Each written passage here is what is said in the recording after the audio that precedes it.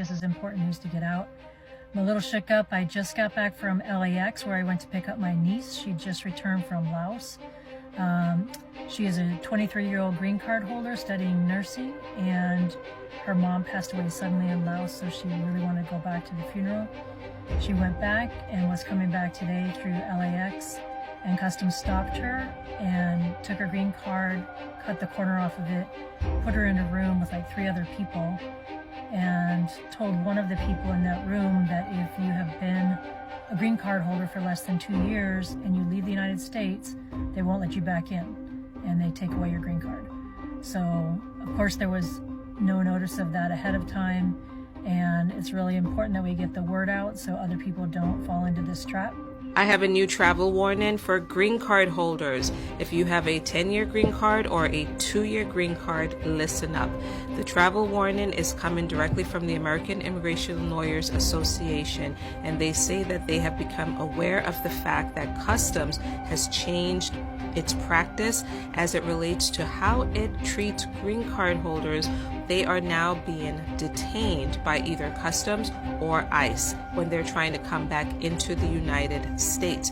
These are individuals, guys, who have a notice to appear in immigration court. Yet it also includes those of you who had applied to remove the conditions on your green card, the 2-year green card, that you were able to get a stamp in your passport to allow you to travel outside of the United States. You are also at risk of being detained upon entry into the United States. So it is advisable at this time that green card holders who not travel internationally. Travel warning for green card holders. Yes, you heard me. Green card holders. This is for those of you guys that have a 2-year green card or a 10-year green card. Sometimes in the process of removing your conditions, things may not work out. Your case may have been denied. They send you a notice to appear. Somehow you're able to get a stamp in your passport to be able to travel. Those green card holders that are traveling or thinking about traveling and they have a stamp, now your case is denied. You are in removal proceedings. Do not travel. Upon entry, they'll detain you. Also, if you have a 10-year green card and somehow you have an NTA issued, either for some sort of violation, you're also at risk. If you're going to travel, renewed your green card, you got a stamp in your passport, now you're in removal proceedings, you will be detained upon entry. If you have a stamp to travel, do not travel, you will be detained. Hey, it's Congressman Garcia, and I kid you not. After just last week, a lot of you saw me criticizing and taking on Elon Musk, what he's doing to our government in Congress, in committee. I have now received a letter, an official letter from the Department of Justice run by Trump and sent by his hand-picked selected U.S. attorney, essentially saying that they are investigating me, the Department of Justice, for criticizing Elon Musk just last week and for using essentially metaphors and figures of speech as I was criticizing Elon and saying that we should take him on. This is crazy. They're weaponizing the Department of Justice and now go after members of Congress who are willing to speak up and speak out. Just incredibly disturbing, should be disturbing for any American. Obviously, we as members of Congress should have the right to oppose an administration that we disagree with.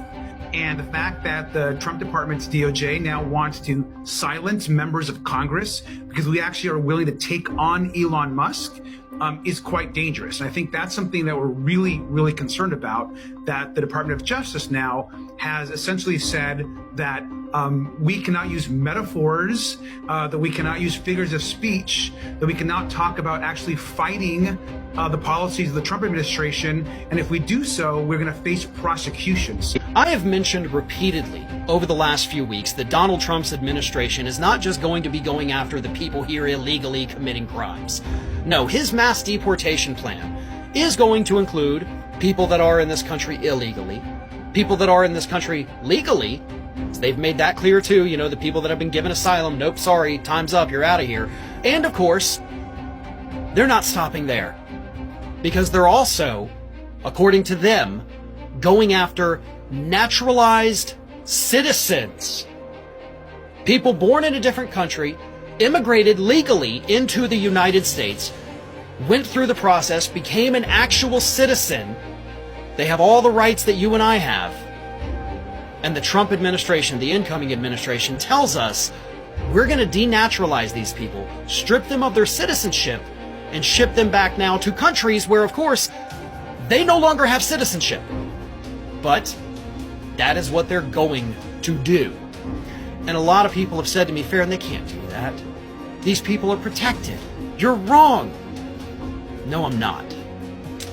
The process for invalidating naturalization was created by statute in the year 1906, providing that citizenship may be canceled if it was obtained through false statements or fraudulent omissions.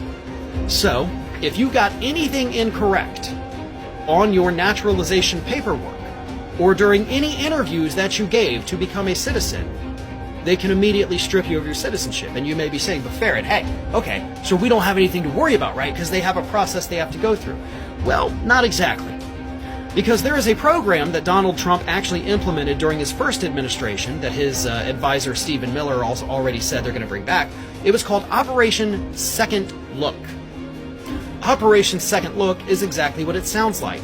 They go back through the naturalization paperwork of all of these individuals trying to find anything that might be incorrect. And anything that might be incorrect could include a misspelling. Something as simple as that could result in somebody having their citizenship stripped away from them and then again deported back to a country where they're no longer a legal citizen. You're destroying their lives by doing that, but that is what they say. And by the way, Miller didn't just say they're bringing back Operation Second Look. He said we are going to, quote, supercharge it. They're going to supercharge the denaturalization process. And again, a lot of people, people that immigrated into this country who voted for Donald Trump. Not a majority of them voted for Trump, by the way, but a lot of them did. And they're all thinking the same things. I know because I've talked about the posts they put on social media. Like, I thought it was only the bad ones. I thought it was only the people here illegally. I didn't know it would affect me. I didn't know he would come after me. They haven't hidden it. They've been very open and honest that they are coming after all of you. And it's going to be devastating for these families. It's going to be devastating for the individuals. And of course, back here, it's going to be devastating for our economy. It's going to devastate local economies. It's going to destroy the national economy, as every economist who has looked at this has told us. This plan is an absolute, utter disaster. And we can't do anything to stop it. We tried to prevent it. We tried to educate everybody. We tried to say, here is what's coming. But no. You thought we were just, these panicky liberals, right? These delusional kooks, as Joe Rogan called us on the left on YouTube a couple days ago. We're delusional kooks. Well, all right.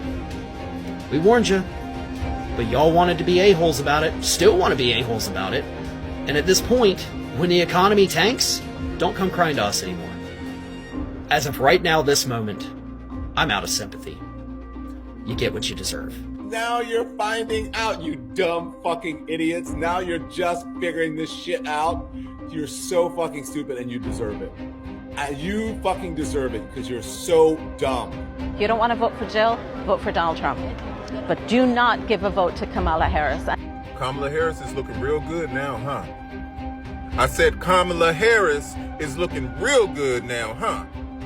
All you motherfuckers who voted for this man. We sat here, we told you, we warned you, we even put it in your face and tried to fucking remind you.